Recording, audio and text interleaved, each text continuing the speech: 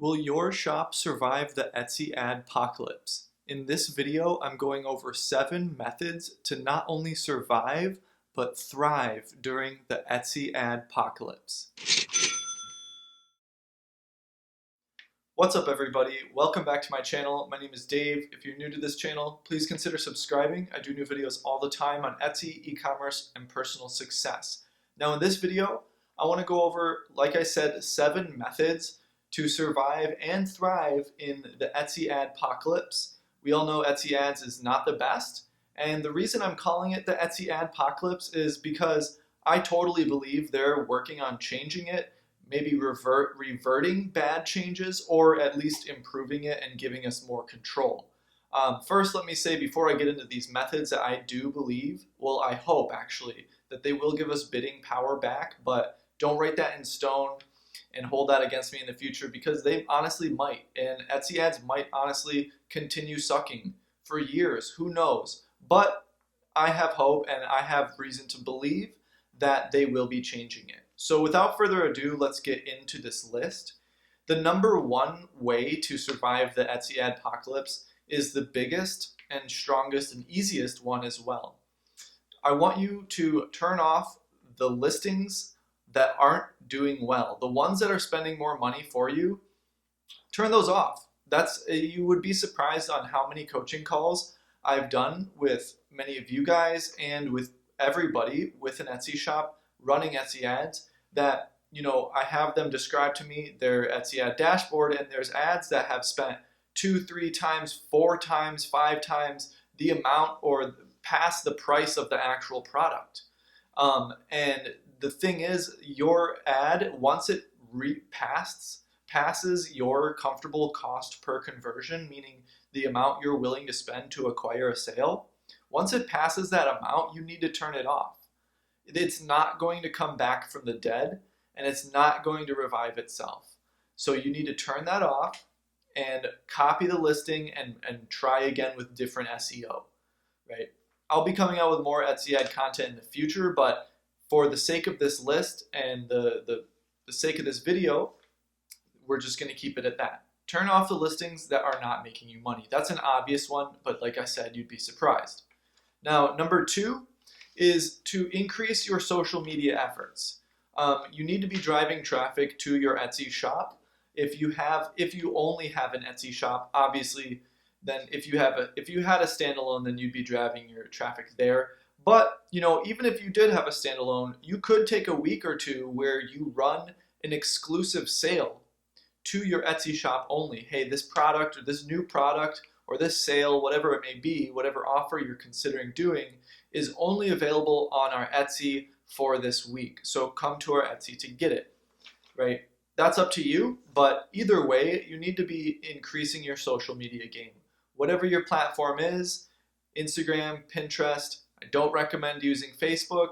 I recommend the platforms that still have a lot of, or a decent amount of organic reach that you can work with and actually make money with. Either way, you need to up your social media game. That's only going to help you. Etsy likes it when you send them traffic. Etsy likes it when you bring them sales, etc. So number 2 is to up your social media game. Now, number 3 is a little bit more advanced, and it is less run-of-the-mill. The first 2 were dead obvious. I understand that, but I needed to say them. Number 3 is I want you to learn how to make landing pages. Landing pages with an email software or with whatever software you want to use. You want to collect emails with a landing page in between your social media and your Etsy shop. So this is a big downfall of many shop owners, is that they are not building an email list. So one way around that is to, obviously, number 2, up your social media game, but combine it with number 3 on this list is in between when you say, hey, come to our shop to buy this, blah, blah, blah, you're running a sale, click here, whatever it may be, you want to send them to a landing page where you collect their email, then send them to your Etsy shop. That way, you can offer them a code, and you have to enter your email to get that code, right? The easiest software to build a landing page if you're just starting off It has it built in, and it is an email software service, is MailChimp. They let you build a landing page, they let you collect emails and send emails, obviously. So number 3 is to put a landing page in between your call to actions on social media and your Etsy site. That way, you're collecting emails, you'll be able to remarket to them in the future, which is invaluable, which is gold. You need to be able to remarket to your customers, and Etsy does not allow you to do that. So if you're using social media and you're not collecting emails, whether you have a standalone or not, you need to be now, because you need to remarket to them. It's easier. Statistics show that it is easier to have a return customer than it is to have a brand new customer, whether you're spending money on ads or whether it be organic traffic in your own efforts with your own database. You need to be emailing. So if any of you watching right now are worried about the ad-pocalypse and only the ad-pocalypse on Etsy, you need to also worry about what the future of your business holds and how sustainable will it be, because the Etsy algorithm is like a slave driver, and it will keep you in a cycle, and it will keep you working for it nonstop, and it won't let you think about anything else. But you need to break that cycle and start collecting emails with a landing page. There's lots of other softwares, there's other email program or softwares that allow you to build landing pages. There's some that don't. For example, for my standalone website, I use one called Klaviyo. They allow you to build a landing page, and they allow you to build a form, but you need to embed that form on your own website. So they don't host anything, right?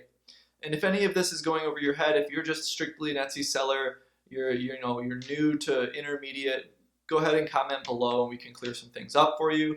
But to keep it super easy, you can use MailChimp.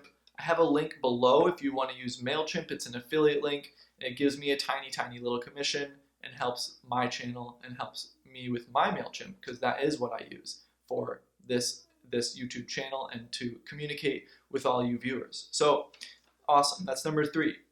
Number 4 is to join my Slow Sales Solutions program. It's a course that covers everything you need to know to bring your Etsy shop from 0 or very slow to the income earning Etsy shop that you deserve.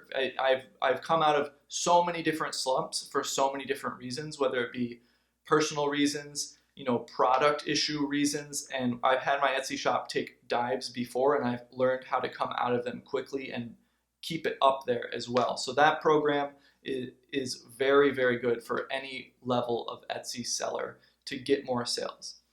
The link is in the description. So number 5 on this list, I forgot what number I'm on.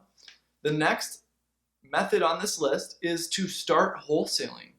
You can wholesale to other businesses, to brick and mortar shops. If your product is something that you can wholesale to other businesses, then by all means do that. There's 2 ways to do that. I'm not going to go in depth about them, but I can in future videos, so please tell me in the comments if you would like me to go over how to get more wholesale accounts.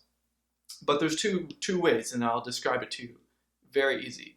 You reach out to these shops manually, whether it be you find it on Google Maps, or you type in what type of shop you want to sell to, what type of thing. For me, since we sell crystal jewelry and wooden jewelry and stuff, I just type in metaphysical shops and email them. It's that simple. You need to have a good script ready, and you need to lay it out in a way where they're not just like, don't spam me. You need to lay it out for them and be a good talker and good writer and tell them this is why, this is what, this is why, and this is how, or whatever that may be. You need to have a good script if you're cold emailing shops about wholesaling. I get wholesale accounts about 8 out of 10 times with how I type and how I talk to people. And it's not something that comes overnight, but you can definitely get wholesale accounts at any level of your marketing ability, of your typing ability, of your copywriting ability. You can do it. All you need to do is first try and take that first step.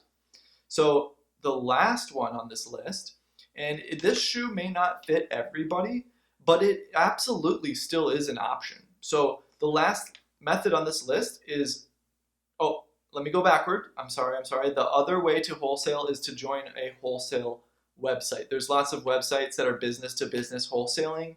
They charge a fee, just like the Etsy wholesale program used to do. They'll charge a fee, etc., etc., etc. They may be a monthly fee, maybe a transactional fee, whatever it may be. But that can bring you a lot of extra revenue in, just because that revenue isn't. See, this is a mindset I used to get into, was the sale needs to be through Etsy so it can help me in the algorithm. But that's not the case. The only thing you need to worry about is your business's numbers and revenue. So you can join a wholesale website, or you can reach out to shops directly. It's up to you, but you can get wholesale accounts doing exactly that. So that's that number. Okay, so now let's go forward. So the last one on this list, like I said, if the shoe fits, you can wear it. If you have the time, if you have the willingness, whatever it may be, and if your products can apply for this situation, is start an eBay or start an Amazon, right? There's a lot of Etsy sellers that can sell on eBay. There's a lot of Etsy sellers that can sell on Amazon. With eBay, you're mixed in with used items, you're mixed in with all this other stuff, and eBay has gotten this, for some people have gotten this stigma, and people call it fleabay, but that's not the case.